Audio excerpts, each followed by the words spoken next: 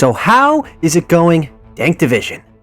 Dank Dan here, and originally I was going to be covering the incendiary grenade nerf and all this stuff that they changed in order to being able to, make it more viable to deal with all that type of stuff. But I was instead around 4 o'clock p.m. Eastern Standard Time, had my attention turned to Raven Software. And boy, oh boy, did the COD community snap back really fast. So, we already have seen how they patched stuff in regards to everything, but someone decided to leave a comment by the name of Spiro_OG. Pretty much asking about further nerfs, etc., and Raven Software's first response is not the one that bothers people. I'll read this one just nice word for word. We feel that Modern Warfare and Black Ops Cold War weapons are in a fairly good spot. Similar to the Black Ops Cold War integration, Vanguard weapons will need time to receive the adjustments necessary to nicely slot into the Warzone ecosystem. Now, I don't disagree with this. Why?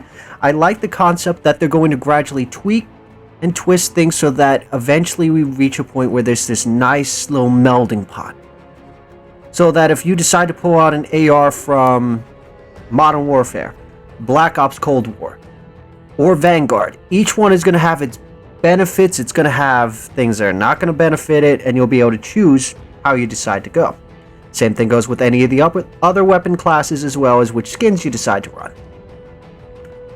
It's the comment that they drop immediately after that that has a lot of people throwing their hands up going, guys, you said you were going to be more vocal with the community. This is your chance to listen to everyone. They pretty much plan to decrease the base ADS speeds across all titles because they believe this will increase time to kill slightly, as ADS time should be considered when calculating practical time to kill values. And they believe that this will put an emphasis on the differences between weapon classes. Raven, Activision, whoever is watching, the comments section on Raven Software's tweet, you might want to start reading some of the names that are in there. There's a couple of names that have check marks on Twitter that are commenting there saying to you, that ain't the move. That ain't the move. Now, why is this? Now, they believe that ADS changes will change the time to kill. Yes, that would be great if every single person was sprinting around, running around like it's a multiplayer match, and was aiming down sights the second they saw someone. There's just one problem with that. That's not how everyone plays. There are people who are more slow and methodical who prefer to camp, who are already aiming and mounting out a window. What you have just done is now convincing people to do exactly that. Because here's what's going to happen. If you're going to nerf the ADS, specifically I'm thinking of LMGs, which are already a slow ADS, ARs, which have some of them have decent ADS, some of them have slow, some of them have fast. Same thing with the SMGs, all the other classes. If you start tweaking and slowing down the ADS speed, all you are going to instead get is people making hipfire builds, which is going to give you a whole new fucking problem. Because there are already hipfire builds out there. You don't want people putting an emphasis on that because that is going to be a bitch. And then you're also going to have people just camping and aiming down sight the entire time, therefore slowing down the playstyle even further after you already decided that people can't have their loadouts before that first loadout drops randomly. You're going to further slow things down. Now, some people are calling for the health to be increased. Now, this is going to do a double-edged sword. Yes, this would fix one problem. This would fix the time to kill. However, this then puts the casual players in a bind. Why? Because now the casual players actually have to land all of their shots. They can't afford to miss a shot at that point. Because if they do, they lose. For those of you who are actually really good at this game, this is great for you because this means you'll be able to pretty much stop any casual anywhere at almost any time. But for people who work, the 9 to 5 and can only squeeze an hour or two into this game, this screws them big time.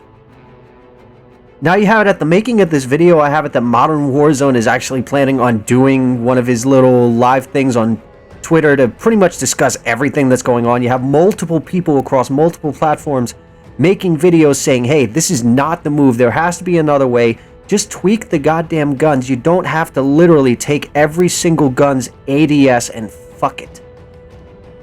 But you know what? I'd love to hear your thoughts. How would you balance out all the weapons properly? What is the best way to make the time to kill reasonable for Warzone without pretty much making it so slow and so painfully methodical that you might as well read a book between gunfights, or you're going to have to pretty much be holding down your trigger and wiping an entire mag just to wipe a single person? But again, we'll have to wait and see if Raven decides to either double down, or maybe they'll actually listen to the community for a change and back the fuck off. So if you enjoyed watching this video, don't forget to drop a like, leave a comment down below on how you believe they should tweak Warzone weapons in order to make a well-balanced system. Don't forget to click that subscribe button to keep up to date on all the things Call of Duty that are going to be running around all over the place. And to those of you out there, you guys have a wonderful day, night, whatever you're doing, do it wholeheartedly. And of course, as always, this is Dank Dan, signing off. Get them to hit that subscribe button, Dank. It's the only way we can figure out the numbers. 15. What do the numbers mean, Dank? We're wasting valuable time.